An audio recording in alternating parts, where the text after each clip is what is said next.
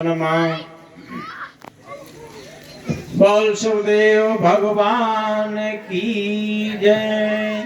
बोल दद्दा महाराज की जय। बोले नगली निवासी भगवान की जय। बोल जुगल जोड़ी सरकार की जय। बोल परमहंस दयाल महाराज की जय।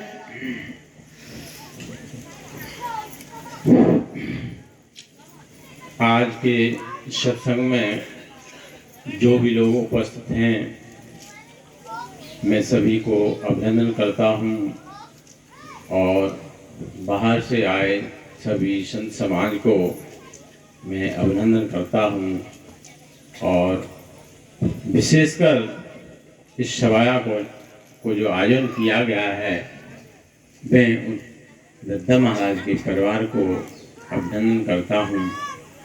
और सभी लोग अभी काफ़ी कुछ बोल गए ईश्वर के बारे में और इस स्थान के बारे में काफ़ी बता गए।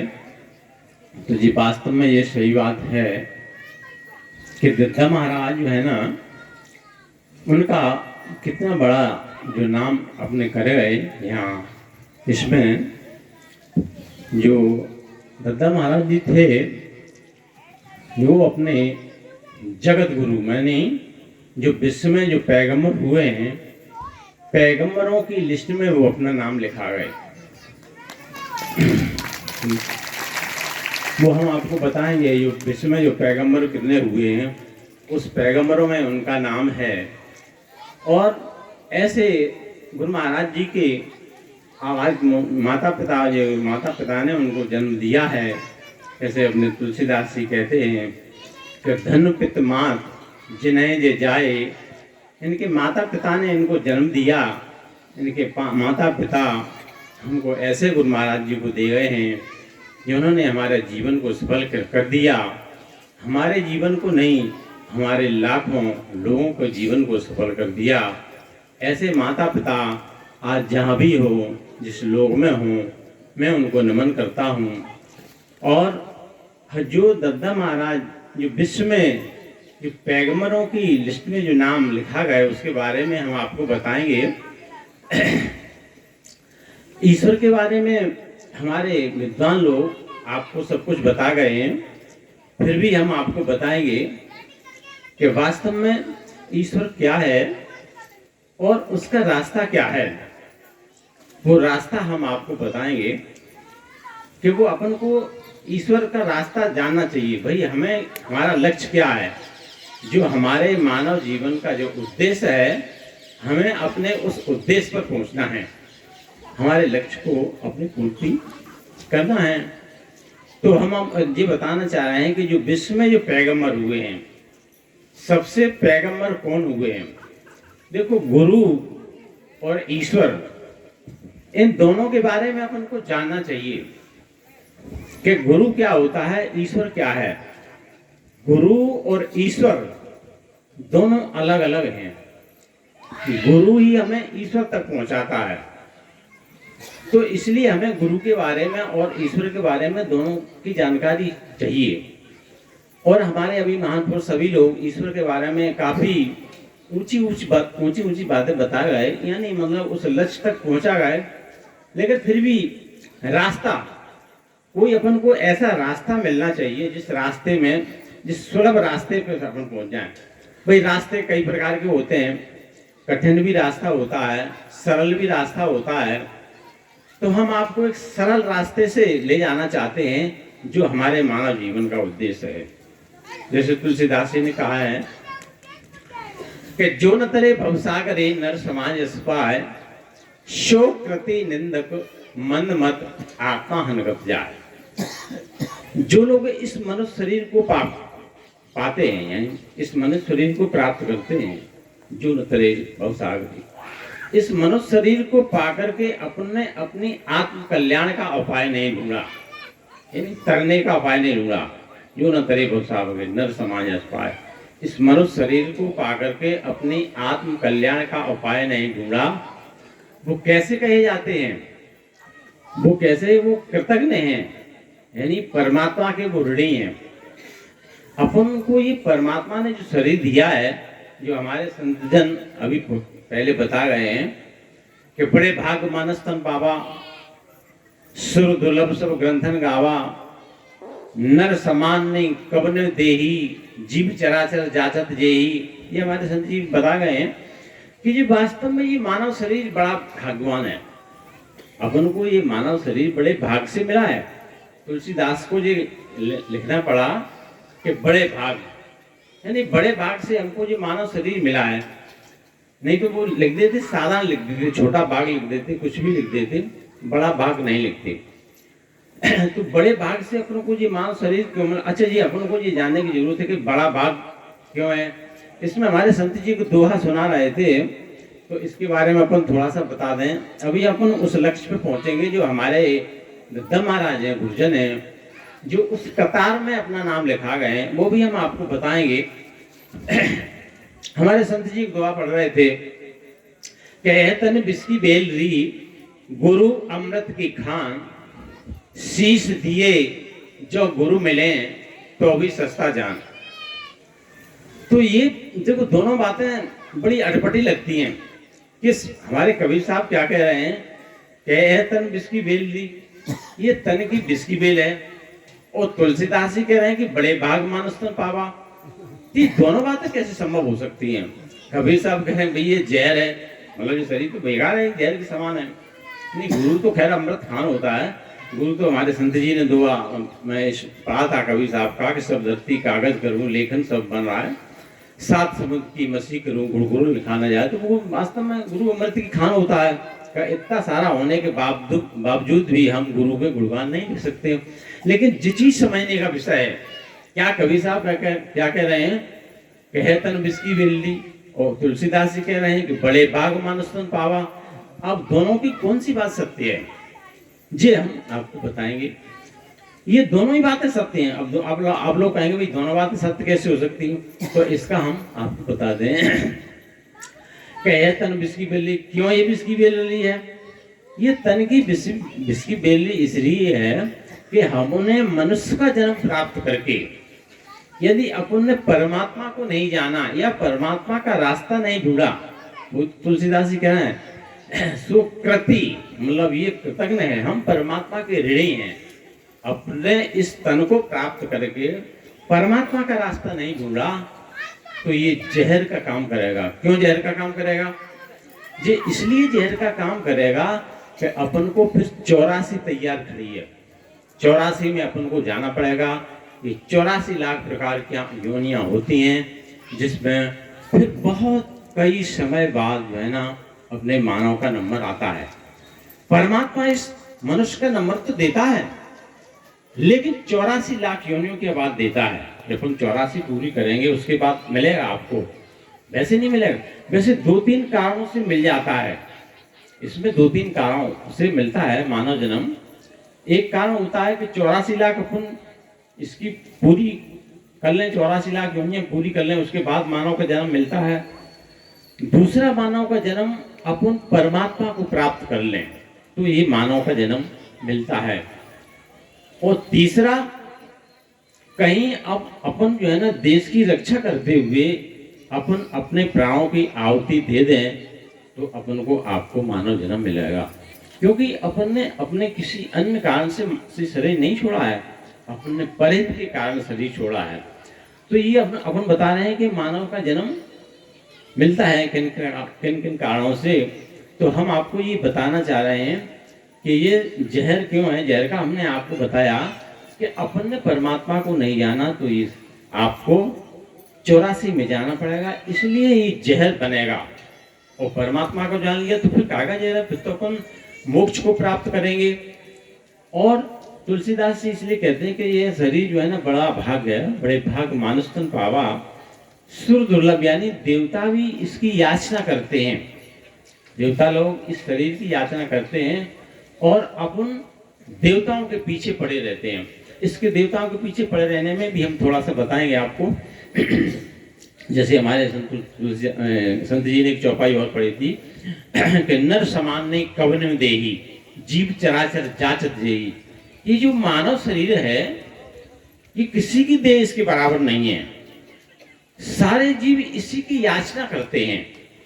जितने भी जीवधारी हैं सब इस मनुष्य शरीर की याचना करते हैं और इसके बराबर किसी की भी देह नहीं है। ये सबसे ऊंची देह है। तभी तुलसीदास जी कह रहे हैं सुकृति निंदक मंद मत। अपन परमात्मा के ऋणी हैं। यदि अपन में ईश्वर को नहीं जाना तो इसका अपन को ब्याज देना पड़ेगा। इस शरीर का अपन को ब्याज देना पड़ेगा। और यदि ऐसा पुण्य नहीं किया तो अपन निंदा करने योग्य हैं। और सुकृति निंदक मंद मत होता है अपन मूढ़ बुद्धि के हैं, अपन मूर्ख हैं और आत्महत्यारे हैं और अपनी आत्महत्या हो जाएगी अपन ने यदि ऐसा नहीं किया। इसलिए अब आपको ये बात समझ में आ गई होगी कि तुलसीदास की भी सही है और कबीर साहब भी सही है। यानी तुलसीदास कह रहे हैं, तुलसीदास जो है ना बड़े भाग मानस, वास्तव में मानव का शरीर जो है ना बड़े भाग से मिलेगा। और कबीर साहब भी कह रहे हैं कि यदि तुमने ईश्वर को नहीं जाना तो आपको 84 के लिए तैयार हो जाओ। 84 तैयार खड़ी है। अब हम थोड़ा वो जो आपको विश्व में जो पैगंबर हुए थे उसके बारे में थोड़ा सा बता दें, नहीं तो बात को पीछे ही रह जाएगी। अपने विश्व में जितने भी पैगंबर हुए हैं सभी पैगंबरों ने उस परमात्मा का ही बोध कराया है। उस परमात्मा को बोध कराने के लिए अपन को मानव जन्म मिला है। परमात्मा को जानने के लिए जो मानव जीवन मिला है। अपन भले ही संसार में सब कुछ करते रहें, करते हैं, करना भी चाहिए, उधर पूर्ति के लिए अपने को सारे काम करना चाहिए, लेकिन परमात्मा को जरूर जानना चाहिए जिसके लिए अपन को ये देह मिली है। तो हम ये इसके बारे में थोड़ा सा बता दें फिर तब आगे चलें कि जो विश्व में जितने पैगंबर, सबसे पहले पैगंबर कौन हुए हैं? सबसे पहले पैगंबर हुए हैं ब्रह्मा विष्णु महेश। यानी जब सृष्टि का आरंभ हुआ था, सृष्टि के आरंभ के समय 18 पुरुषों का निर्माण हुआ था। वो 18 पुरुष जो है ना परमात्मा ने अपनी फूंक से बनाए थे। बहुत से लोगों को थोड़ा सा मतलब जल्दी होगी, कुछ ये लग रहा होगा, चलो हम थोड़ा ही सा बोलेंगे, आप लोग थोड़ा सा शांति रखें। ये लग रहा होगा कि चलो जल्दी सत्संग समाप्त हो जाए, अपने घर को जाएं। थोड़ा सा ये जीवन, वास्तव में ये जीवन का लक्ष्य, जो आपको जीवन के जानने वाली चीज़ें हैं, जीवन को सफल बनाने वाली चीज़ें हैं, इनको थोड़ा सा 2 मिनट सुन लीजिए। और उसके बाद वैसे ही समय ज़्यादा हो गया है, आज वैसे ही लेट सत्संग हो पाया तो इसलिए अपन जल्दी समाप्त करेंगे।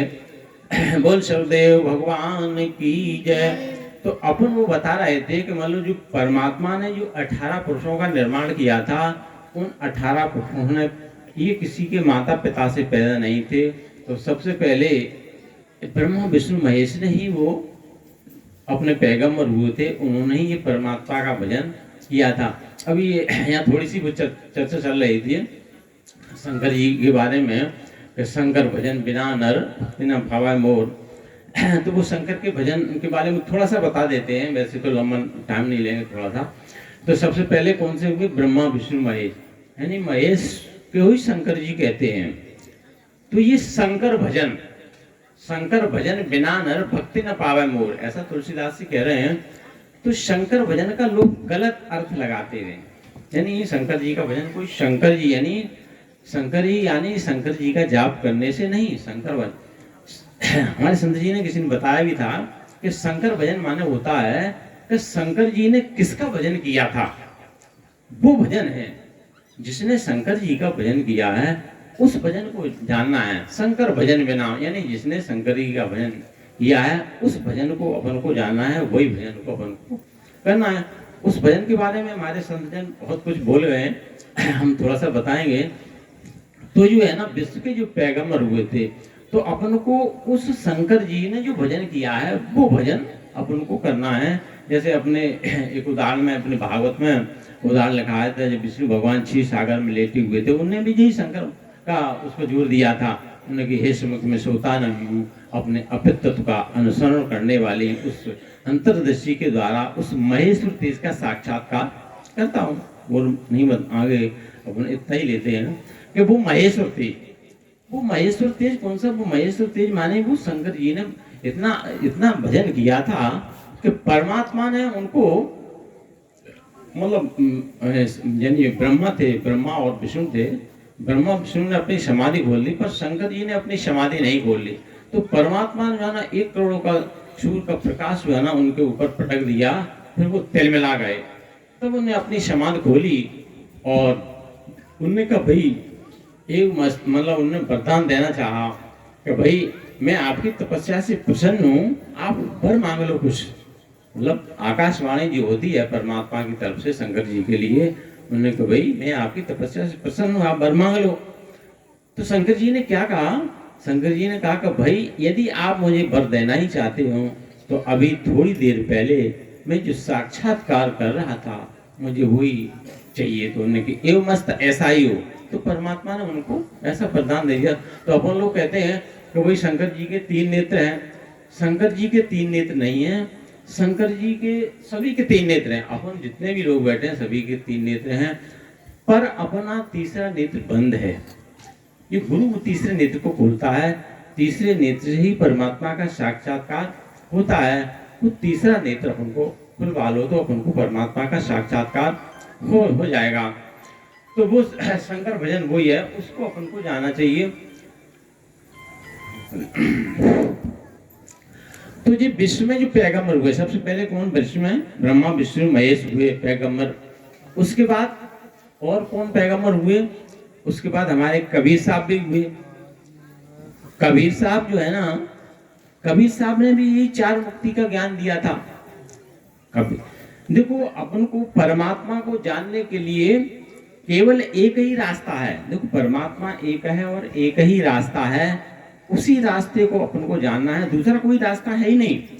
तो वो रास्ते को अपन को जानना चाहिए। अपन कहते चलिए भाई, अपन उसको कोई रास्ता न बताते हुए कह रही आप बम्बई चले जाओ, पहुंच जाओगे। तो भाई उसको रास्ता तो बताओ कि बम्बई कहाँ है, कौन से रास्ते पे जाना है, किधर बस मिलेगी, किधर ट्रेन मिलेगी, कहाँ टिकट मिलेगा, कहाँ से कहाँ खिड़की है। तो इसके बारे में पूरा डिटेल बताएंगे तो आप वो बम्बई पहुंच जाएगा। तो रास्ता अपन को बताना पड़ेगा। ये रास्ता जो है ना इन महान पुरुषों ने बताया है, वो रास्ता केवल आत्मज्ञान का है। आत्मज्ञान माने वो 4 मुक्ति। जैसे विश्व में जितने भी पैगंबर हुए हैं ना, सभी ने 4 मुक्ति का ज्ञान दिया है। वो 4 मुक्ति के बगैर अपन परमात्मा को नहीं जान सकते। वो 4 मुक्ति को अपन को जानना पड़ेगा। तो अपने विश्व में मतलब जैसे जो ब्रह्मा विष्णु महेश थे, इन्होंने यही 4 मुक्ति दी थी। और वही हमारे उसके बाद कबीर साहब हुए हैं। कबीर साहब कहते हुए खींचरी भूचरी चाचरी अगोचरी, ये कबीर साहब ने भी 4 मुक्ति का ज्ञान दिया। इसके बाद कौन पैगंबर हुए हैं? महावीर स्वामी। मतलब इन लगभग महावीर स्वामी को 2500 वर्ष हो चुके हैं। इनको सिद्धार्थ नाम से भी जानते हैं। तो ये महावीर स्वामी जो है ना, ये पैगंबर हुए थे। इन्होंने भी 4 मुक्ति का ज्ञान दिया था, लेकिन नामों का इन्होंने परिवर्तन कर दिया है। इन्होंने नामों का परिवर्तन किया है, नाम उन्होंने अलग अलग रख दिए हैं। क्या नाम है उनके? उनके सम्यक ज्ञान, सम्यक चरित्र, सम्यक दर्शन, सम्यक नेत्र, ये महावीर स्वामी ने नाम रखे। मतलब हैं वही चीजें। इसके बाद और एक पैगंबर हुए हैं। पैगंबर कौन हुए हैं? एक तुरु साहब हुए हैं, जिन्होंने तुर्किस्तान बसाया था। तो वो पैगंबर, उन्होंने अपनी भाषा में अलग नाम लिख दिए। उन्होंने कहा कि भाई अनलक नाम, चश्मे बसीरत, नूरे लाही चांदना, गहवी आवाज, ये जो है ना तुरु साहब ने ये नाम बताए। उसके बाद जो है ना कौन हुए? ईसा मसीह। ईसा मसीह ने मतलब जो है ना अंग्रेजी में उन्होंने 4 नाम दे दिए। उनकी गॉड सीक्रेट इज हेरी name, God is divine light, third I, voice is heaven, ये उन्होंने अंग्रेजी में 4 नाम दे दिए। तो मतलब कहने का ये है कि जो ये पैगंबर हुए हैं, और उसी तारतम्य में अपने दत्ता महाराज पैगंबर हैं, जो उन्होंने जैसे वो 10 नामी, वैसे तो पहले सत्युग में जी ब्रह्मा विष्णु महेश हुए थे, फिर राम कृष्ण, फिर उसके बाद जी 10 नामी सन्यासी हुए। सबसे पहले क्या नाम, कलयुग में वो हुए टोटकाचार, पद्माचार, स्वरूपाचार। उसके बाद 10 नामी सन्यासी, 10 नामी सन्यासी के बाद जो है ना अपने अद्वैतानंद जी पूरी हुए। अद्वैतानंद जो बिहार के रहने वाले थे, उसके बाद स्वरूपानंद, पूरी स्वरूपानंद के बाद बने अभेदानंद जी, और अभेदानंद जी के बाद अपने दद्दा महाराज जो उन्हीं के शिष्य थे। तो मतलब कहने का जो अपनी जो विश्व की श्रृंखला है पैगंबरों की, उस श्रृंखला में अपने दद्दा महाराज का नाम आ गया है। तो उस ये पैगंबर रहे थे। तो इसके बारे में अपन को ये बड़े गर्व का विषय और खुशी का भी विषय होना चाहिए कि इस एक स्याज गांव में, जब ये हमारे सभी लोग इस गांव की प्रशंसा कर रहे थे, इस छोटे से स्याज गांव में एक दद्दा महाराज हुए जिन्होंने इस विश्व की गुरुओं की पैगंबर की श्रृंखला में अपना नाम दर्ज कराया है। गुरु मतलब सतगुरु, जैसे मतलब अब इसके बारे में थोड़ा सा अपन बता दें। गुरु जो होते हैं, गुरु के बिना ये पृथ्वी खाली नहीं रहती। अब अपन जो विचार करते हैं कि भाई ये गुरुजन तो बहुत पहले की बात बता रहे हैं, सतयुग त्रेता तो आप ये शरीर छोड़ गए, तो वास्तव में शरीर छोड़ गए, लेकिन ये बगैर सतगुरु के पृथ्वी खाली नहीं रहती है। जैसे राम थे, कृष्ण थे, ये आप लोगों को जानकारी होना चाहिए, और जानकारी जरूर जानना चाहिए इसके बारे में कि जो भी गुरुजन होते हैं वो शरीर छोड़ने के बाद 100 वर्ष का वचन दे जाते हैं।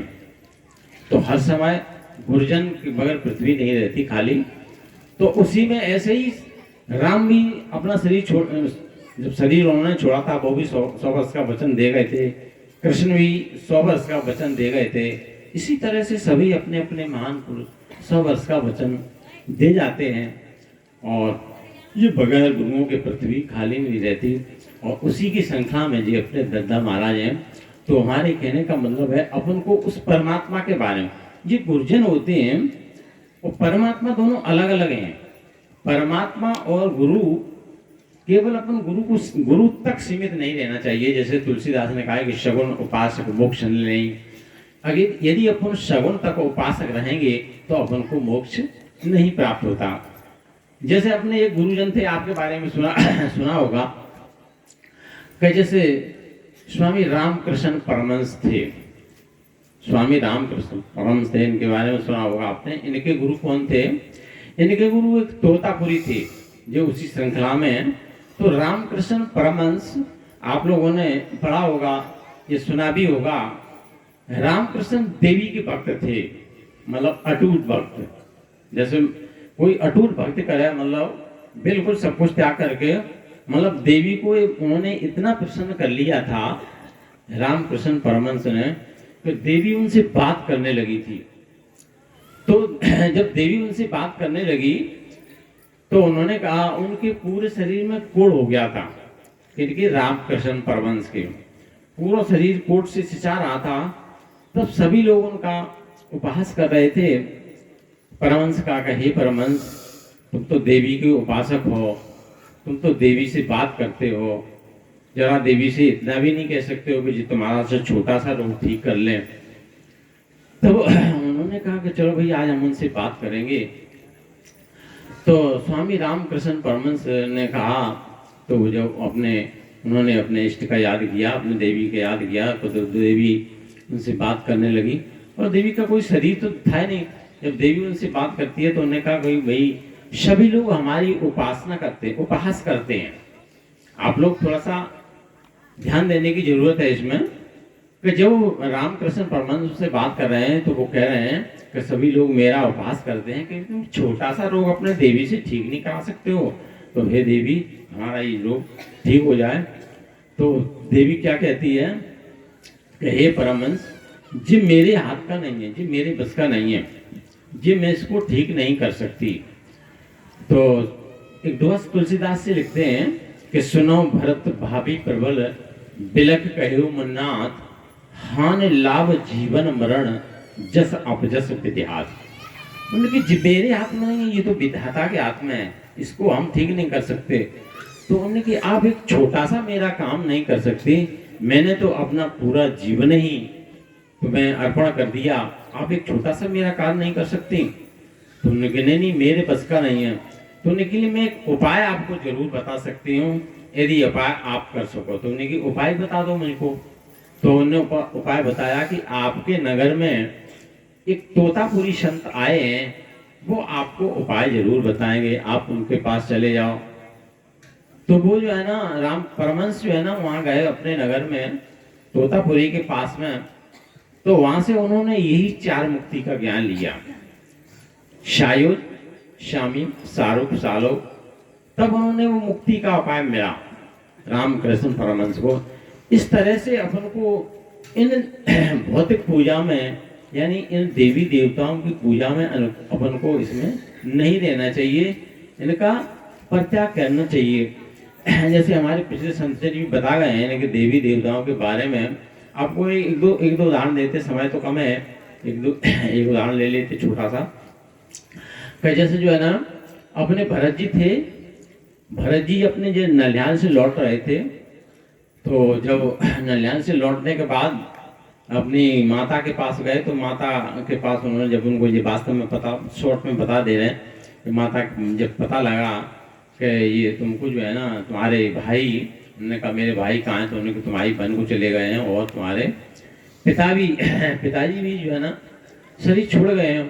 तो वो फिर कौशल्या के पास गए, तो कौशल्या ने एक प्रश्न कर दिया उनसे कि हे पुत्र मुझे आप ये बताओ कि जो है ना तुमको मेरे पुत्र को 14 वर्ष का जो तुमने वनवास दिया है तुम्हारी माँ ने, और तुमको जो राजगद्दी दी है, क्या तुम्हारी उसमें मनसा थी क्या? तो ये थोड़ा आपको इसलिए बता रहे हैं कि आपको इस बात में थोड़ा सा समझ में आ जाएगा। तो भरत जैसा धर्मात्मा, अपन सब लोग जानते हैं कि भरत जैसा धर्मात्मा, भरत जैसा पृथ्वी पैदा नहीं हुआ। और तुलसीदास जी भी लिखते हैं कि जो न हो जग जन्म भरत को, सकल धर्म धनी धर्म धरत को। यानी सारी धर्मों की पृथ्वी को कौन धारण करता यदि भरत का जन्म नहीं होता? तो भरत जैसा धर्मात्मा पृथ्वी पर न जन्मा है न जन्म लेगा। ऐसे भरत को इतना बड़ा कलंक लग रहा है। तो भरत जो है ना मतलब वो कहते हैं, आप अपन आलाम में गाते हैं कि नीचे का दम नीचे रहेगा ऊपर लेगा और राम उठाए। तो भरत जी को इतना बुरा लगा कि वो थोड़ी देर के लिए बेहोश हो गए। उन्हें हम क्या सुन रहे हैं, आज मेरी माँ ने मैंने क्या कर दिया जो हमको इतना बड़ा कलंक लग रहा है। तो इस तरह से जो है ना मतलब फिर भरत ने अपने मन में विचार किया कि माँ को किसी तरह से संतुष्ट तो किया जाए। तो भरत जी विचार करते हैं कि भाई कोई ऐसे उनको धर्म बताए जाए जिससे माँ संतुष्ट हो। तो भरत ने काफी पाप गिनाए, उन्होंने कि जे अगमात पिता सुत मारे गाय घोंट मैं पुरुष जा रहे, जे अगतीय बालक बद गिने मीत महीपुत माहुर दीने, ते पातक मोय देव बदाता जो है वो मोर मत माता। तो मतलब क्या ये थोड़ा सा आपको बता दें कि माता पिता को मारने से, पुत्र को मारने से, पत्नी को मारने से, मित्र को और राजा को जहर देने से जो पाप लगते हैं वो पाप मुझे अभी लग जाए। तो मतलब उन्हें सारे पाप गिना दिए भरत जी ने। और जो है ना उनकी माता की ओर से कोई जवाब नहीं मिला। तो उन्होंने कहा इतने पातक मुझे मिले यदि मेरी जरा भी इसमें मनसा हो। तो उनकी माँ की ओर से कोई जवाब मिला तो भरत विचार करते हैं। तो उन्होंने कि भी और कोई पाप सोचा जाए। तो उन्होंने एक पाप और विचार किया, उन्होंने कि जे पर हरि हरि भजन भजय भूत घनघोर और तिनकी गति देव मोए जो जननी मत मोर। तो भरत जी ने कहा हे माते, जो लोग परमात्मा को भजन को छोड़ करके भूत प्रेतों की पूजा करते हैं, जो परमात्मा उनको दंड देता है वो दंड मुझे तत्काल अभी मिल जाए यदि मेरी जरा भी मनसा हो। तो अब ये विचार करने का विषय बनता है कि वो पाप कितना बड़ा होगा जो भरत ने अपना सारा धर्म ही दांव पे लगा दिया। जो भी जितना भी धर्म था वो उन्होंने कह दिया। तो मतलब कहने का है फिर भी अपन लोग यदि अंधकार में रहें तो ये अपना बहुत बड़ा दुर्भाग्य है। यदि अपन कहने के बावजूद भी रहते हैं तो ये अपन को विचार करना चाहिए। इसके लिए अपन को ये मानव जन्म मिला है। अपन मानव जन्म प्राप्त करके कहीं अपन ने ऐसी गलती कर दी तो अपन को फिर ये दोबारा मानव जन्म मिलने वाला नहीं है। जैसे हमारे संत जी सत्संग के बारे में काफी चर्चा कर रहे थे। तो ये वास्तव में सत्संग की महिमा बहुत ऊंची है।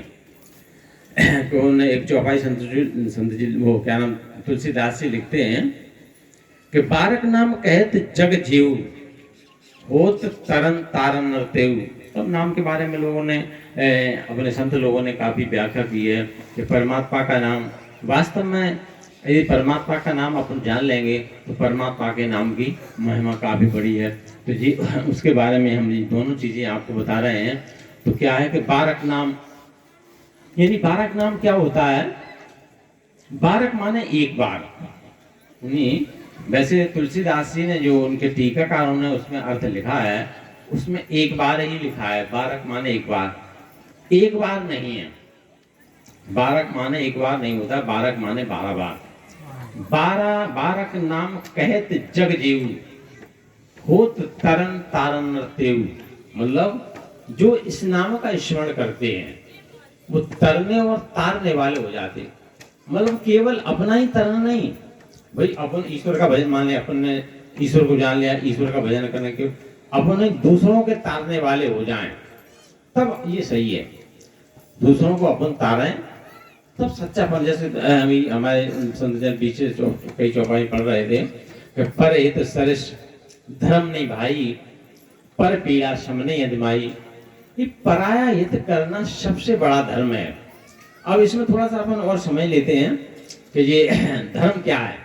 तुलसीदास जी कह रहे हैं कि पर हित सरिस धर्म नहीं भाई, धर्म।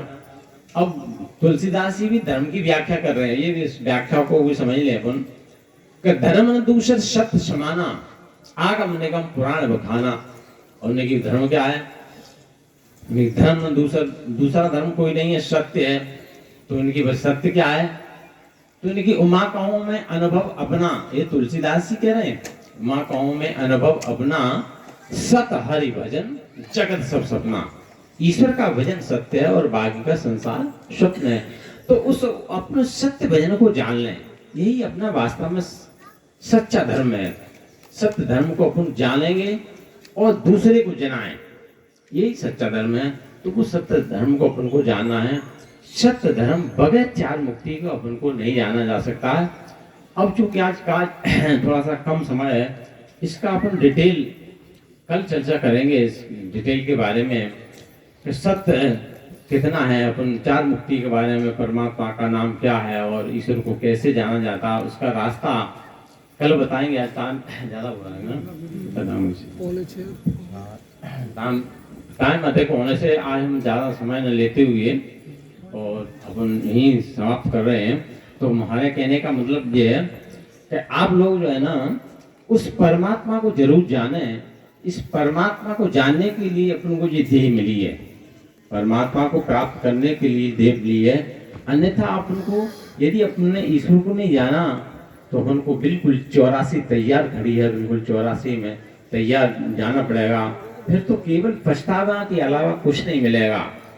उन्हें की का वर्षा जब कृषि सुखाने, समय गए फिर का पछताने। समय निकल जाएगा, फिर पछताने से कुछ भी नहीं होगा। तो इसलिए जरूर ईश्वर के बारे में जान लें और समझ लें। ईश्वर के बारे में जरूर जान लें। हमारे संत जनों ने बहुत कुछ बताया, काफी उच्च लेवल का सत्संग आज हुआ।